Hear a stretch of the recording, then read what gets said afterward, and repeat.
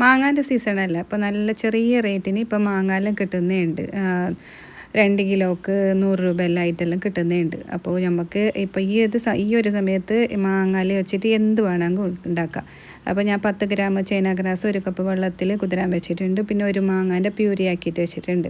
പിന്നെ 1/2 ലിറ്റർ പാൽ ഇപ്പോൾ ചൂടാക്കാൻ വെക്കുന്നുണ്ട്. അതിലേക്ക് ആവശ്യത്തിന് കണ്ടൻസ് മിൽക്കും ഇട്ടിട്ട് ഒന്ന് തിളപ്പിച്ചിട്ടെടുക്കണം. ആ സമയത്ത് തന്നെ നമുക്ക് ചൈന ഗ്രാസ് ഒന്ന് മെൽട്ടാക്കിയിട്ട് എടുക്കണം.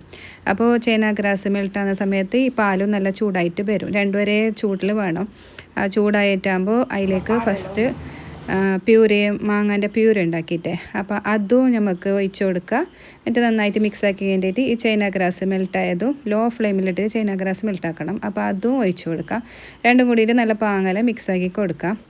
എന്നിട്ട് ഇതിനെ നല്ല പാല മിക്സാക്കിയതിന് ശേഷം അത് ഒന്ന് ഇതിലേക്ക് ചെറിയ കഷ്ണങ്ങളെല്ലാം ചൈന ഗ്രാസിൻ്റെ പീസെല്ലാം ഉണ്ടെങ്കിൽ നമുക്ക് അരിപ്പയിൽ അരച്ചിട്ട് സെറ്റാകാൻ വെക്കാം. പിന്നെ മാങ്ങാൻ്റെ പീസസ് എല്ലാം ഇതിലിട്ട് കൊടുക്കുക. പിന്നെ ഒന്ന് സെറ്റായെങ്കിൽ അതിൻ്റെ മുകളിലേക്ക് ബദാം പിസ്ത എല്ലാം ക്രഷാക്കിയിട്ട് ഇടുക. അപ്പോൾ ഇത് ഫ്രിഡ്ജിൽ വെച്ചിട്ട് ഒരു 2 മണിക്കൂർ സെറ്റാകാൻ വെക്കുക. അതിന് ശേഷം നമുക്ക് കട്ട് ചെയ്തിട്ട് ഇതുപോലെ പീസാക്കിയിട്ട് സെർവ് ചെയ്യാം.